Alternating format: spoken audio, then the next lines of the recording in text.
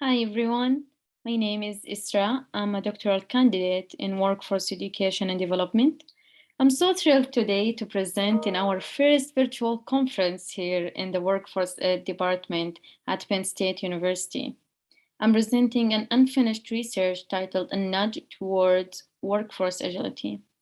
I'm going to share key findings from the literature about workforce agility and mindset, and then I will introduce a proposed model for nudging workforce agility through triggering growth mindset in the workplace. This model would be useful to promote employees' behaviors in the workplace.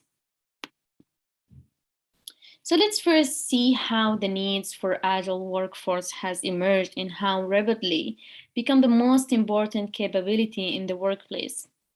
The world is described as VUCA, volatile, uncertain, complex, and ambiguous. This has forced us to change the way we work, and the work had to be quicker, more flexible, and more interdependent. So consequently, the workforce is expected, in many cases required, to take on the challenges and respond adaptively, proactively, and with resilience and in timely manner. So this is what it called workforce agility. Just to emphasize here, agile workforce mean agile performance. There is some in the literature says that agile workforce is the agile personality or predisposition, but we mainly here describe a collective of individuals who exhibit agile behaviors in the workplace. Sherry and Kropotkin, for example, grouped the key observable behaviors of agile workforce into 3 dimensions. Those are proactive behaviors to anticipate problems, initiate activities, and generate solutions even without having all the answers up front.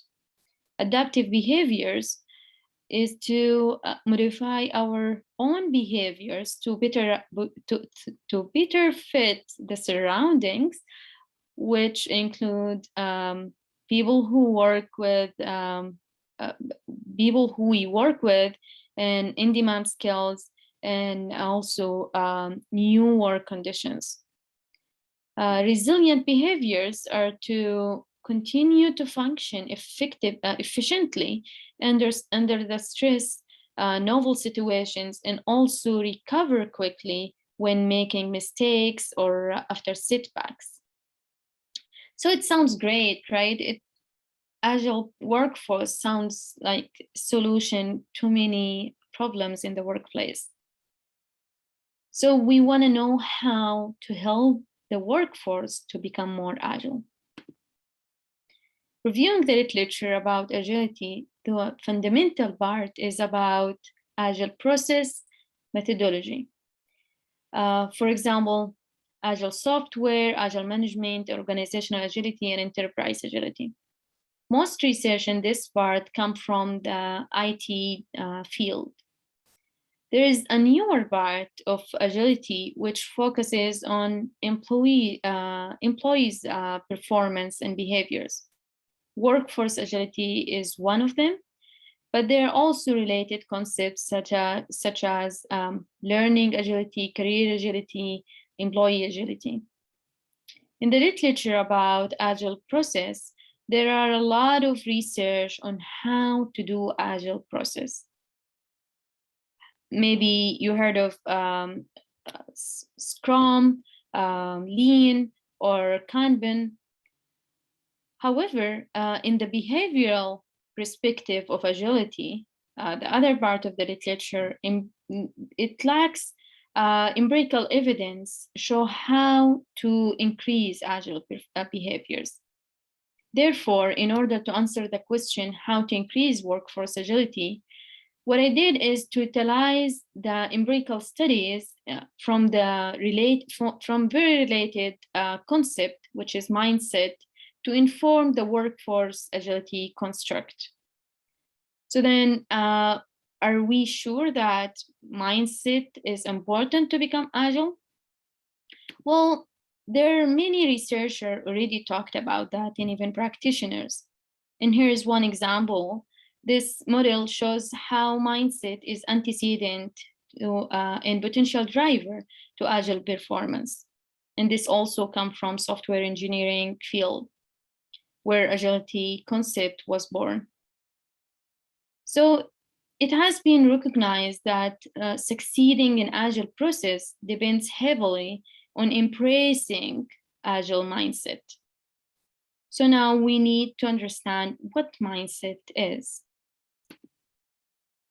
One of the most well-known and well-researched theories on mindset is growth versus fixed mindset by Carol Dweck. Mindset refers to our worldview or set of assumptions that influence the way we feel, think, and behave. It's based on the psychological concept of implicit person theory.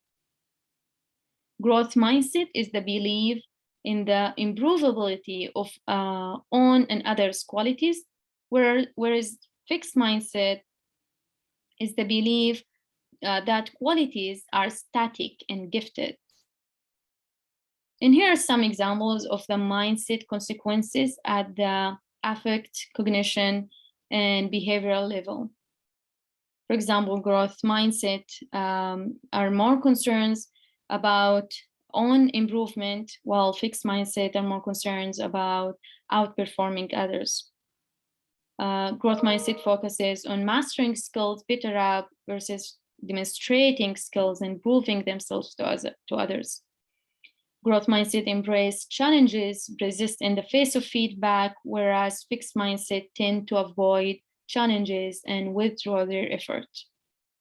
In the workplace, also, growth mindset has been researched recently, and here are also other examples where employees with more of the growth mindset showed higher self-regulation behaviors, higher work engagement, provide more constructive feedback to their subordinates, and also expected more positive feedback from them.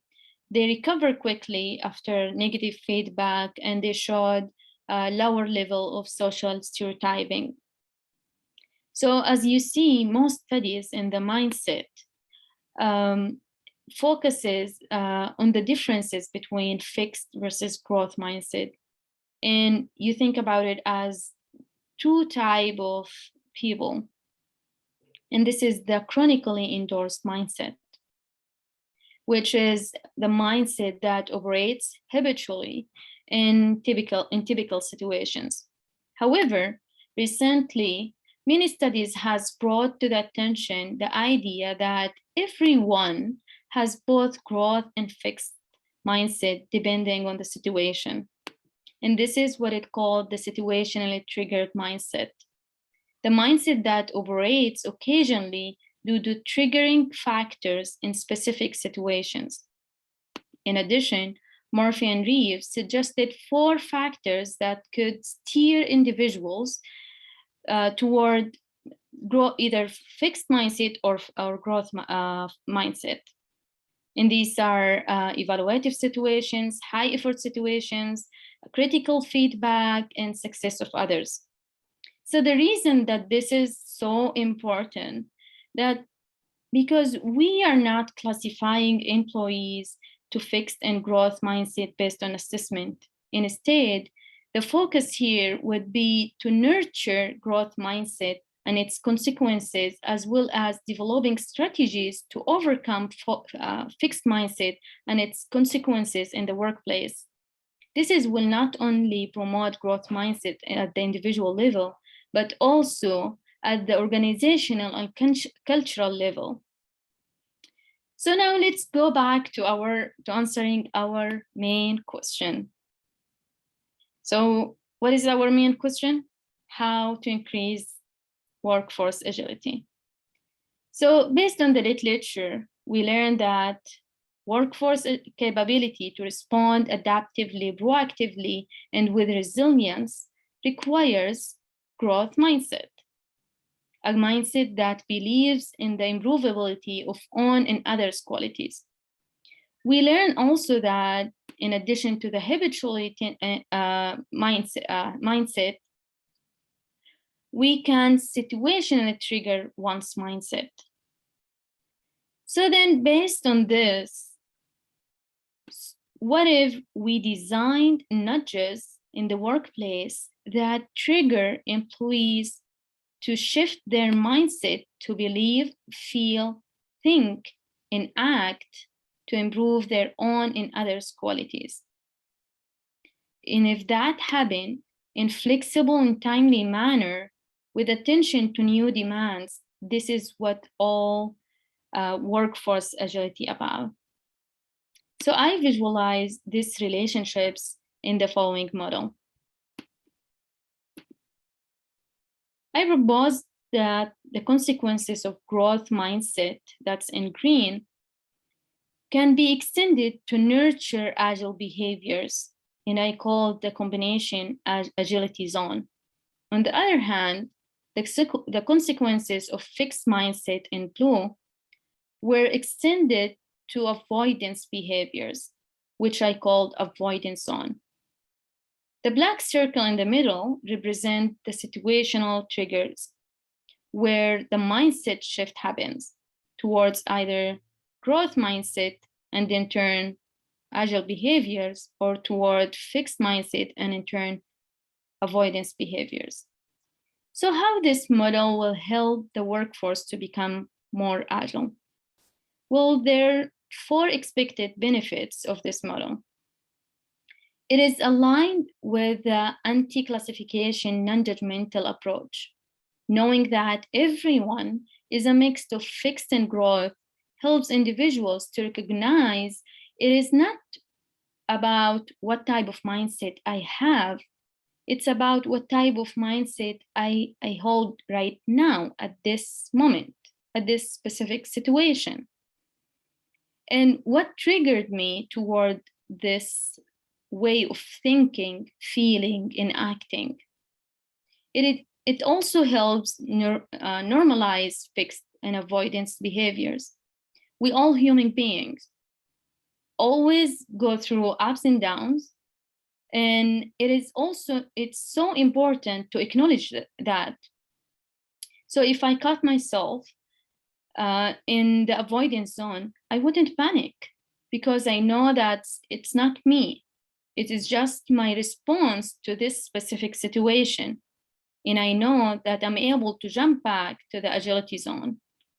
Maybe need sometimes few adjustment, or maybe maybe I have to take some actions and seek some support.